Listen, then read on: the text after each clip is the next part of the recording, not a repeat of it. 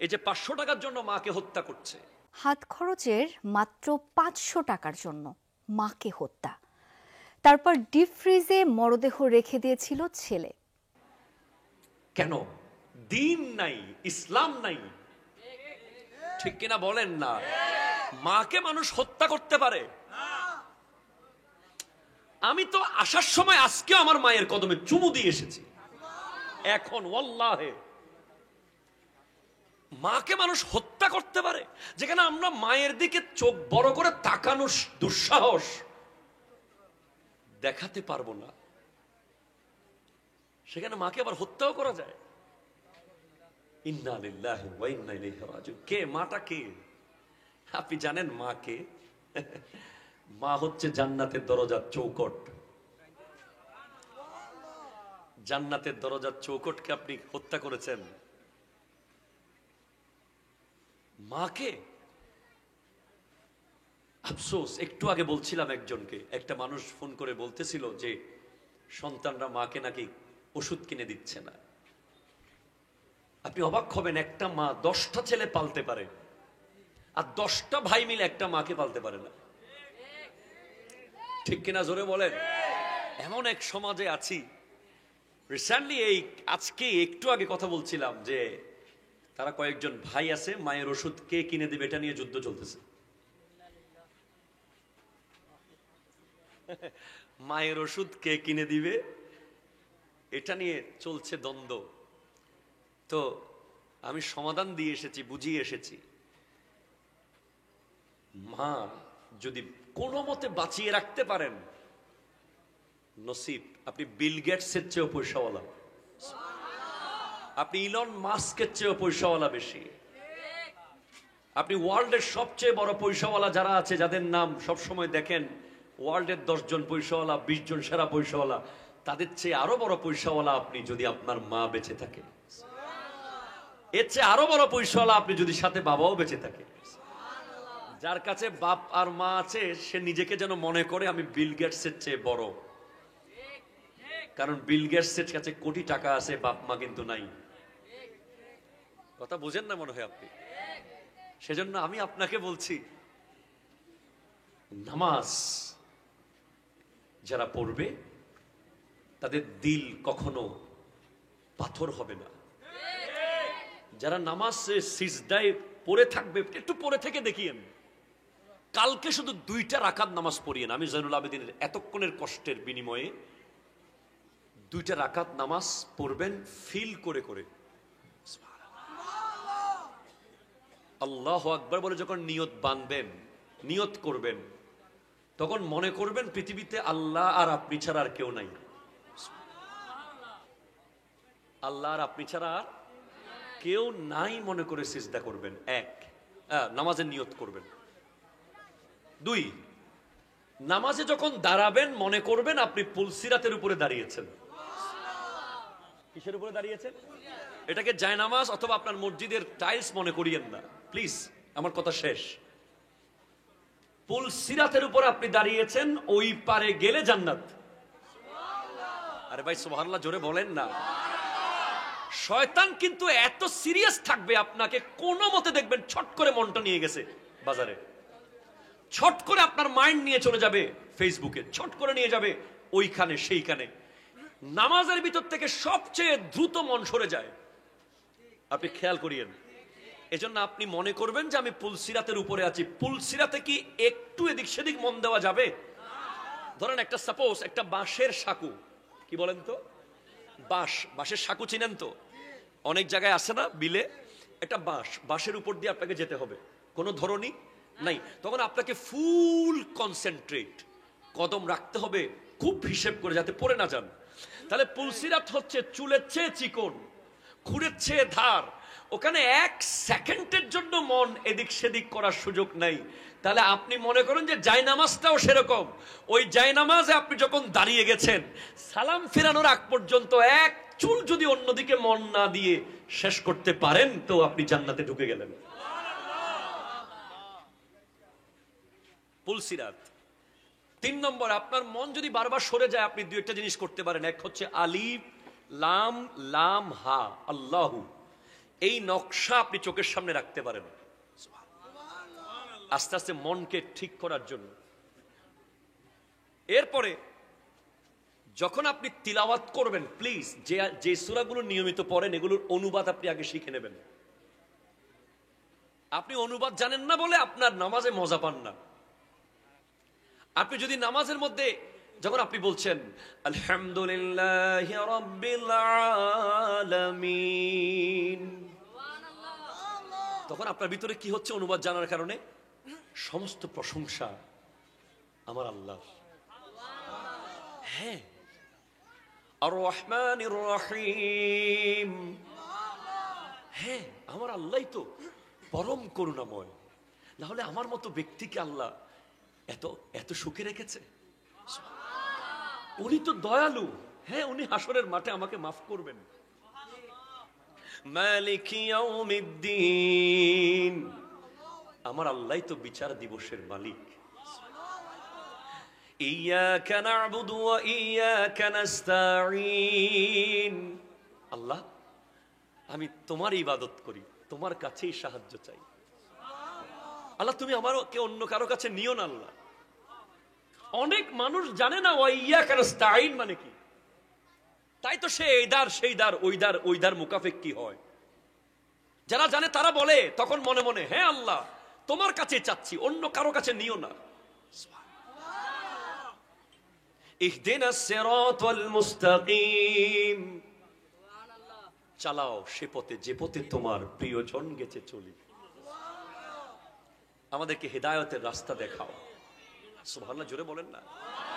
সিরাতাল্লাযীনা আন'আমতা আলাইহিম, ওই পথ যে পথে তোমার নিয়ামত প্রাপ্ত বান্দারা গেছে। গায়রিল মাগদুবি আলাইহিম ওয়ালাদ-দাল্লিন।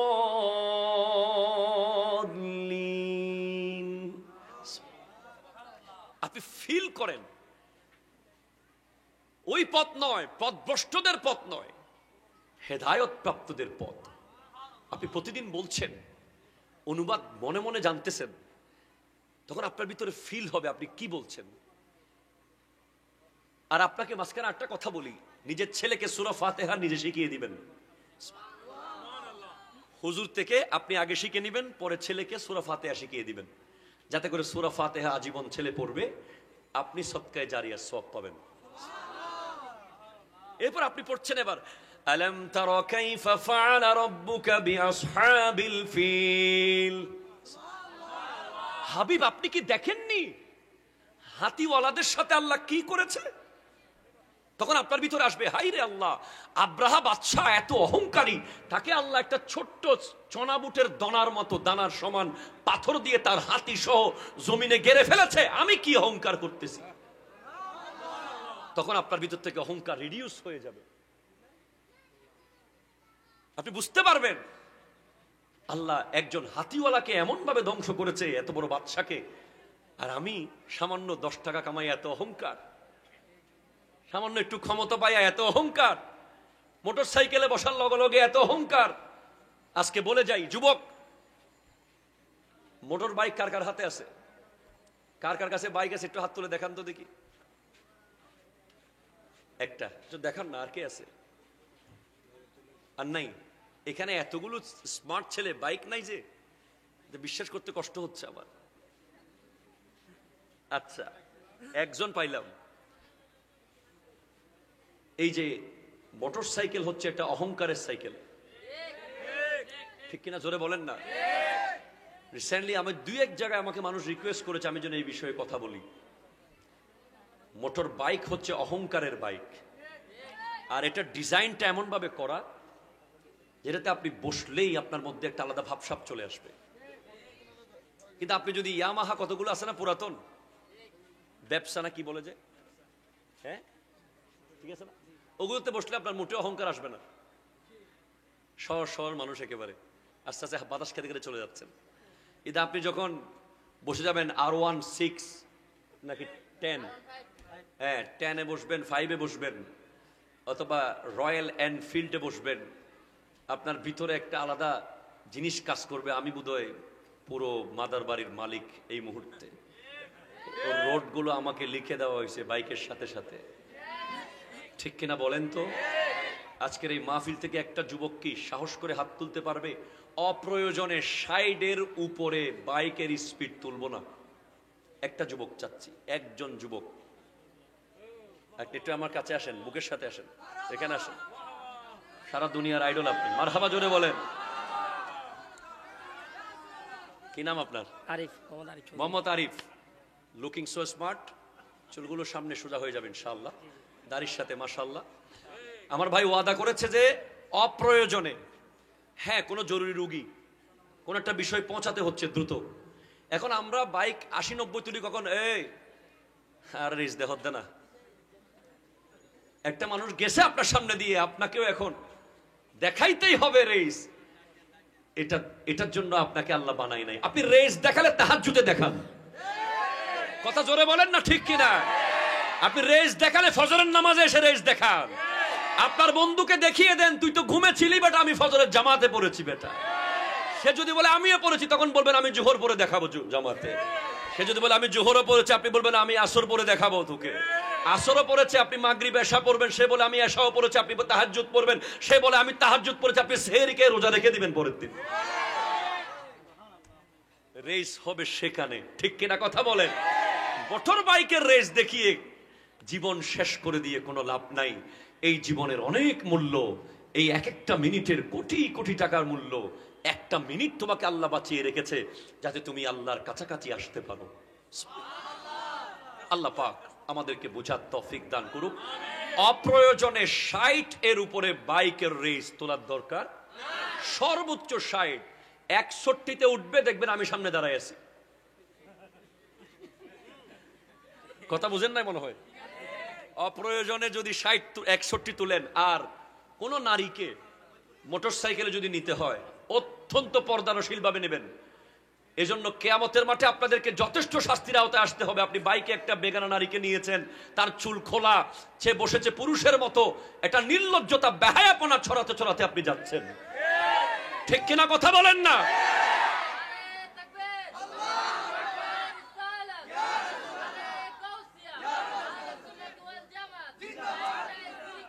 এমনে বাইকের গিয়ার উঠতেছে উপরে, পাশে বসাইছেন একটা নারী, তখন তো আপনি ওইদিকে যে জাহান্নাম না জান্নাত কিছু দেখবেন না, শুধু টানতেই আছেন আর টানতেই আছেন। আমি একবার ঢাকাতে আসার সময় আমার এক সহকারী বলছে, হুজুর এত জোরে টানে কেন? কারণ পেছনে যে বসছে সে যদি একটু বলে নামার পরে ওয়াও হোয়াট এ ড্রাইভ, এই একটা কথা শোনার জন্য আপনি জীবন বাজি রেখে বড় বড় বাস ট্রাক কিচ্ছু দেখতেছেন না। আর আপনি আল্লাহর কিয়ামতের মাঠে আমার নবী যেন বলে, আল্লাহ এই তো আমার উম্মত, হ্যাঁ এটাই তো আমার উম্মত, মাদার বাড়ির যুবক। সে আমি নবীর মোহাব্বতে ইহুদিদের মতো চুল কাটা, ছেঁড়া জিন্সের প্যান্ট পরা, 3/4 প্যান্ট পরা, মোটরসাইকেল স্পিডে চালানো, সব ধরনের বেহায়াপনা বাদ দিয়েছে আমি নবীর জন্য। আল্লাহ হ্যাঁ তাকে আমি শাফাত করছি, তাকে জান্নাত দিয়ে দাও। নবী কি বলবে সেটা দেখেন, গার্লফ্রেন্ড কি বলবে সেটা দেখার দরকার। মোটর বাইকে কোনো নারীকে বসালে সর্বোচ্চ পর্দার সাথে বসাবেন, তাও জরুরি হলে, না হলে একটা সিএনজিতে তুলে দিবেন তাকে। আপ্রাণ চেষ্টা করবেন কোন নারীকে বাইকে বসিয়ে না নিতে। এটা নারীদের পর্দার জন্য অত্যন্ত লজ্জাজনক হয়। বাস অনেক কথা বাকি রয়ে গেল আগামী বছর, আল্লাহ যদি বাঁচায়। ওয়ামা আলাইনা ইল্লাল বালাগ। ওয়াসসালামু আলাইকুম ওয়া রাহমাতুল্লাহ। আপনি যত বেশি সিজদাতে লম্বা করবেন তত আপনার পাথর হৃদয় গলে যাবে। আপনি নামাজে যাওয়ার আগে একজনকে মেরে ফেলার নিয়ত করেছিলেন, আপনি চ্যালেঞ্জ করেন আমার সাথে।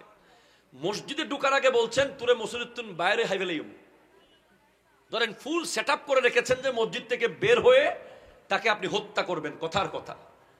কিন্তু আপনি নামাজে যখন ঢুকে গেছেন, আপনি যখন সিজদা করেছেন আল্লাহকে মন ভরে, বের হওয়ার পর দেখবেন আপনার হৃদয় নরম হয়ে গেছে। সে আপনাকে অনেক কষ্ট দিয়েছে, কিন্তু আপনি বলবেন আরে থাক মাফ করে দিয়েছি। কারণ আপনার নামাজ আপনাকে মুহূর্তের মধ্যে বিশাল পরিবর্তন করিয়ে ফেলবে। এই যে 500 টাকার জন্য মাকে হত্যা করছে কেন? দিন নাই, ইসলাম নাই, ঠিক কিনা বলেন না? মাকে মানুষ হত্যা করতে পারে? আমি তো আসার সময় আজকে আমার মায়ের কদমে চুমু দিয়ে এসেছি। এখন ওয়াল্লাহে মাকে মানুষ হত্যা করতে পারে, যেখানে আমরা মায়ের দিকে চোখ বড় করে তাকানোর দুঃসাহস দেখাতে পারবো না, সেখানে মাকে আবার হত্যাও করা যায়। ইন্না লিল্লাহি ওয়া ইন্না ইলাইহি রাজিউন। কে মাটা? কে আপনি জানেন মা কে? মা হচ্ছে জান্নাতের দরজার চৌকট। জান্নাতের দরজার চৌকটকে আপনি হত্যা করেছেন। মাকে আফসোস, একটু আগে বলছিলাম একজনকে, একটা মানুষ ফোন করে বলতেছিল যে সন্তানরা মাকে নাকি ওষুধ কিনে দিচ্ছে না। আপনি অবাক হবেন, একটা মা 10টা ছেলে পালতে পারে, আর 10টা ভাই মিলে একটা মাকে পালতে পারে না। ঠিক কিনা জোরে বলেন? এমন এক সমাজে আছি। রিসেন্টলি আজকে একটু আগে কথা বলছিলাম যে তারা কয়েকজন ভাই আছে, মায়ের ওষুধ কে কিনে দেবে এটা নিয়ে যুদ্ধ চলতেছে। মায়ের ওষুধ কে কিনে দিবে এটা নিয়ে চলছে দ্বন্দ্ব। তো আমি সমাধান দিয়ে এসেছি, বুঝিয়ে এসেছি, মা যদি কোনো মতে বাঁচিয়ে রাখতে পারেন নসিব। আপনি বিল গেটসের চেয়েও পয়সাওয়ালা, আপনি ইলন মাস্কের চেয়েও পয়সাওয়ালা বেশি, আপনি ওয়ার্ল্ডের সবচেয়ে বড় পয়সাওয়ালা যারা আছে, যাদের নাম সবসময় দেখেন ওয়ার্ল্ডের 10 জন পয়সাওয়ালা, 20 জন সেরা পয়সাওয়ালা, তাদের চেয়ে আরো বড় পয়সাওয়ালা আপনি যদি আপনার মা বেঁচে থাকে। এর চেয়ে আরো বড় পয়সাওয়ালা আপনি যদি সাথে বাবাও বেঁচে থাকে। যার কাছে বাপ আর মা আছে সে নিজেকে যেন মনে করে আমি বিল গেটসের চেয়ে বড়, কারণ বিল গেটসের কাছে কোটি টাকা আছে, বাপ মা কিন্তু নাই। কথা বুঝেন না মনে হয় আপনি। সেজন্য আমি আপনাকে বলছি, নামাজ যারা পড়বে তাদের দিল কখনো পাথর হবে না। যারা নামাজ সিজদায় পড়ে থাকবে, একটু পড়ে থেকে দেখিয়েন, কালকে শুধু 2টা রাকাত নামাজ পড়িয়েন। আমি জয়নুল আবেদিনের এতক্ষণের কষ্টের বিনিময়ে 2টা রাকাত নামাজ পড়বেন, ফিল করে করে আল্লাহু আকবার বলে যখন নিয়ত বাঁধবেন, নিয়ত করবেন, তখন মনে করবেন পৃথিবীতে আল্লাহ আর আপনি ছাড়া আর কেউ নাই। আল্লাহ আর আপনি ছাড়া আর কেউ নাই মনে করে সিজদা করবেন। নামাজের নিয়ত করবেন। 2, নামাজে যখন দাঁড়াবেন মনে করবেন আপনি পুলসিরাতের উপরে দাঁড়িয়েছেন। কিসের উপরে দাঁড়িয়েছেন? এটাকে জায়নামাজ অথবা আপনার মসজিদের টাইলস মনে করিয়েন না প্লিজ, আমার কথা শেষ। পুলসিরাতের উপরে আপনি দাঁড়িয়েছেন, ওই পারে গেলে জান্নাত। আরে ভাই সুবহানাল্লাহ জোরে বলেন না। শয়তান কিন্তু এত সিরিয়াস থাকবে, আপনাকে কোনো মতে দেখবেন ছট করে মনটা নিয়ে গেছে বাজারে, ছট করে আপনার মাইন্ড নিয়ে চলে যাবে ফেসবুকে, ছট করে নিয়ে যাবে ওইখানে সেইখানে। নামাজের ভিতর থেকে সবচেয়ে দ্রুত মন সরে যায়, আপনি খেয়াল করিয়েন। এজন্য আপনি মনে করবেন যে আমি পুলসিরাতের উপরে আছি। পুলসিরাতে কি একটু এদিক সেদিক মন দেওয়া যাবে? ধরেন একটা সাপোজ একটা বাঁশের সাঁকু, কি বলেন তো, বাঁশের সাঁকু চিনেন তো? অনেক জায়গায় আছে না বিলে, একটা বাঁশের উপর দিয়ে আপনাকে যেতে হবে, কোনো ধরনী নাই। তখন আপনাকে ফুল কনসেন্ট্রেট কদম রাখতে হবে, খুব হিসেব করে যাতে পড়ে না যান। তাহলে পুলসিরাত হচ্ছে চুলের চেয়ে চিকন, খুঁড়ের চেয়ে ধার, ওখানে 1 সেকেন্ডের জন্য মন এদিক সেদিক করার সুযোগ নাই। তাহলে আপনি মনে করেন যে জায়নামাজটাও সেরকম। ওই জায়নামাজে আপনি যখন দাঁড়িয়ে গেছেন, সালাম ফেরানোর আগ পর্যন্ত 1 চুল যদি অন্যদিকে মন না দিয়ে শেষ করতে পারেন তো আপনি জান্নাতে ঢুকে গেলেন। পুলসিরাত। 3 নম্বর, আপনার মন যদি বারবার সরে যায় আপনি 2টা জিনিস করতে পারেন। এক হচ্ছে আলিফ লাম লাম হা আল্লাহু, এই নকশা আপনি চোখের সামনে রাখতে পারেন আস্তে আস্তে মনকে ঠিক করার জন্য।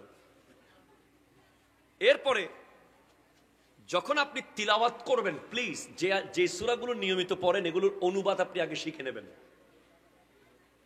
আপনি অনুবাদ জানেন না বলে আপনার নামাজে মজা পান না। আপনি যদি নামাজের মধ্যে যখন আপনি বলছেন আলহামদুলিল্লাহি রাব্বিল আলামিন, তখন আপনার ভিতরে কি হচ্ছে অনুবাদ জানার কারণে? সমস্ত প্রশংসা আমার আল্লাহ। হ্যাঁ, আর রহমানির রহিম, হ্যাঁ আমার আল্লাহই তো পরম করুণাময়, না হলে আমার মতো ব্যক্তিকে আল্লাহ এত এত সুখে রেখেছে। উনি তো দয়ালু, হ্যাঁ উনি হাসরের মাঠে আমাকে মাফ করবেন। মালিক ইয়াউমিদ্দিন, আমার আল্লাহই তো বিচার দিবসের মালিক। ইয়াকা না'বুদু ওয়া ইয়াকা নাস্তাঈন, আল্লাহ আমি তোমার ইবাদত করি, তোমার কাছেই সাহায্য চাই। আল্লাহ তুমি আমাকে অন্য কারো কাছে নিও না আল্লাহ। অনেক মানুষ জানে না ওয়া ইয়াকা নাস্তাঈন মানে কি, তাই তো সে এইদার সেইদার ওইদার ওইদার মুকাফেক কি হয়। যারা জানে তারা বলে তখন মনে মনে, হ্যাঁ আল্লাহ তোমার কাছে চাচ্ছি, অন্য কারো কাছে নিও না। ইহদিনাস সিরাতাল মুস্তাকিম, চালাও সে পথে যে পথে তোমার প্রিয়জন গেছে চলি। আমাদেরকে হেদায়েতের রাস্তা দেখাও।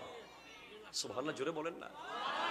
সিরাতাল্লাযীনা আন'আমতা আলাইহিম, ওই পথ যে পথে তোমার নিয়ামত প্রাপ্ত বান্দারা গেছে। গায়রিল মাগদুবি আলাইহিম ওয়ালাদ-দাল্লিন।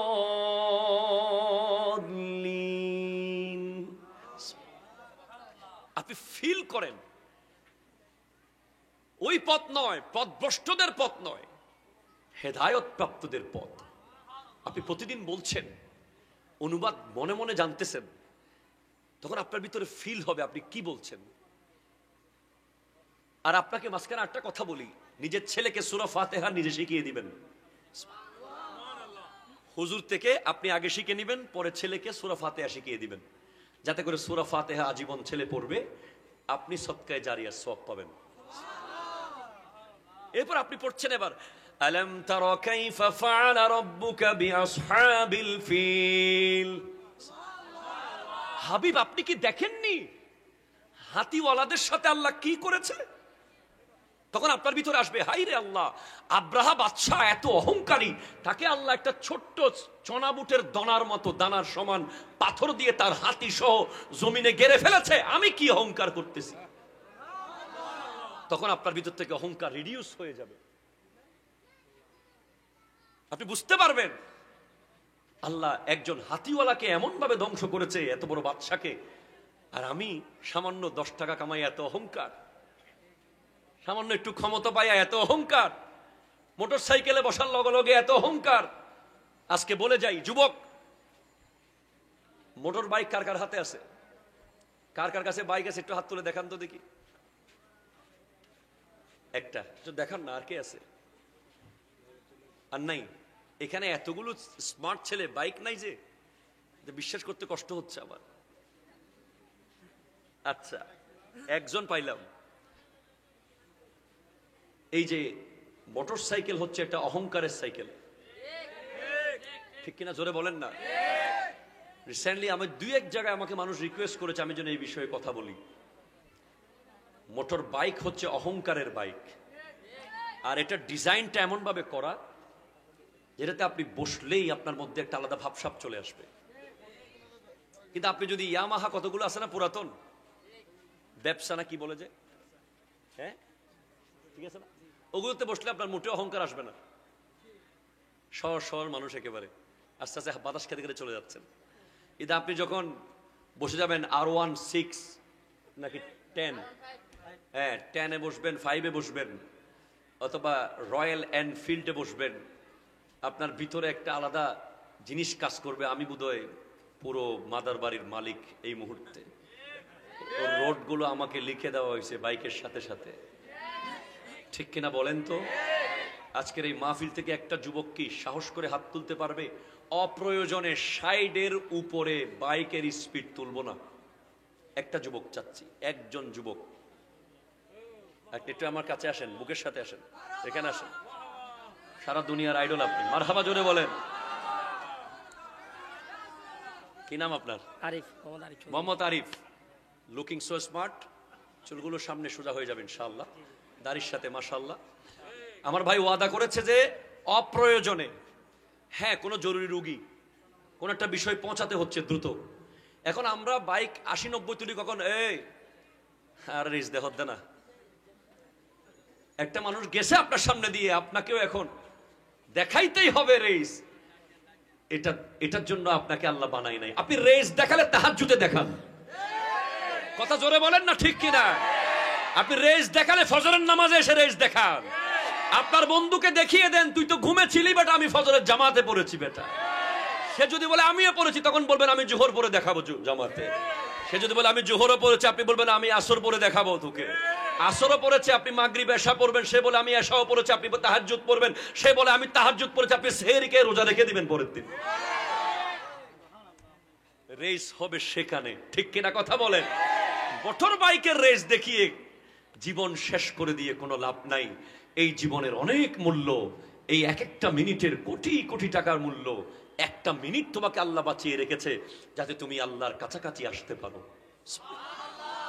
আল্লাহ পাক আমাদেরকে বোঝার তৌফিক দান করুক। অপ্রয়োজনে 60 এর উপরে বাইকের রেস তোলার দরকার, সর্বোচ্চ 60। 61-তে উঠবে, দেখবেন আমি সামনে দাঁড়ায় আছি। কথা বুঝেন নাই মনে হয়? অপ্রয়োজনে যদি 61 তুলেন, আর কোন নারীকে মোটরসাইকেলে যদি নিতে হয় অত্যন্ত পর্দানশীল ভাবে নেবেন।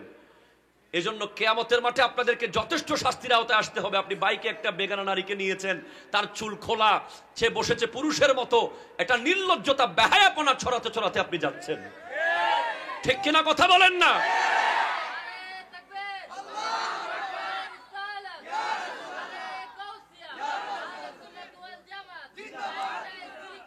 এমনে বাইকের গিয়ার উঠতেছে উপরে, পাশে বসাইছেন একটা নারী, তখন তো আপনি ওইদিকে যে জাহান্নাম না জান্নাত কিছু দেখবেন না, শুধু টানতেই আছেন আর টানতেই আছেন। আমি একবার ঢাকাতে আসার সময় আমার এক সহকারী বলছে, হুজুর এত জোরে টানে কেন? কারণ পেছনে যে বসছে সে যদি একটু বলে নামার পরে ওয়াও হোয়াট এ ড্রাইভ, এই একটা কথা শোনার জন্য আপনি জীবন বাজি রেখে বড় বড় বাস ট্রাক কিচ্ছু দেখতেছেন না। আর আপনি আল্লাহর কিয়ামতের মাঠে আমার নবী যেন বলে, আল্লাহ এই তো আমার উম্মত, হ্যাঁ এটাই তো আমার উম্মত, মাদার বাড়ির যুবক সে। আমি নবীর মোহাব্বতে ইহুদিদের মতো চুল কাটা, ছেঁড়া জিন্সের প্যান্ট পরা, 3/4 প্যান্ট পরা, মোটরসাইকেল স্পিডে চালানো, সব ধরনের বেহায়াপনা বাদ দিয়েছে আমি নবীর জন্য। আল্লাহ হ্যাঁ তাকে আমি শাফাআত করছি, তাকে জান্নাত দিয়ে দাও। নবী কি বলবে সেটা দেখেন, গার্লফ্রেন্ড কি বলবে সেটা দেখার দরকার। মোটর বাইকে কোনো নারীকে বসালে সর্বোচ্চ পর্দার সাথে বসাবেন, তাও জরুরি হলে, না হলে একটা সিএনজিতে তুলে দিবেন তাকে। আপ্রাণ চেষ্টা করবেন কোন নারীকে বাইকে বসিয়ে না নিতে, এটা নারীদের পর্দার জন্য অত্যন্ত লজ্জাজনক হয়। বাস অনেক কথা বাকি রয়ে গেল, আগামী বছর আল্লাহ যদি বাঁচায়। ওয়ামা আলাইনা ইল্লাল বালাগ, ওয়াসসালামু আলাইকুম ওয়া রাহমাতুল্লাহ। আপনি পৃথিবীর অন্য কিছু দিয়ে মন নরম করতে পারবেন না, একটা হলো সিজদা আর চোখের পানি। আপনি যত বেশি সিজদাতে লম্বা করবেন তত আপনার পাথর হৃদয় গলে যাবে। আপনি নামাজে যাওয়ার আগে একজনকে মেরে ফেলার নিয়ত করেছিলেন, আপনি চ্যালেঞ্জ করেন আমার সাথে, মসজিদে ঢোকার আগে বলছেন তুরে মসজিদুন বাইরে হাইবেলাইম, ধরেন ফুল সেট আপ করে রেখেছেন যে মসজিদ থেকে বের হয়ে তাকে আপনি হত্যা করবেন, কথার কথা। কিন্তু আপনি নামাজে যখন ঢুকে গেছেন, আপনি যখন সিজদা করেছেন আল্লাহকে মন ভরে, বের হওয়ার পর দেখবেন আপনার হৃদয় নরম হয়ে গেছে। সে আপনাকে অনেক কষ্ট দিয়েছে, কিন্তু আপনি বলবেন আরে থাক মাফ করে দিয়েছি, কারণ আপনার নামাজ আপনাকে মুহূর্তের মধ্যে বিশাল পরিবর্তন করিয়ে ফেলবে।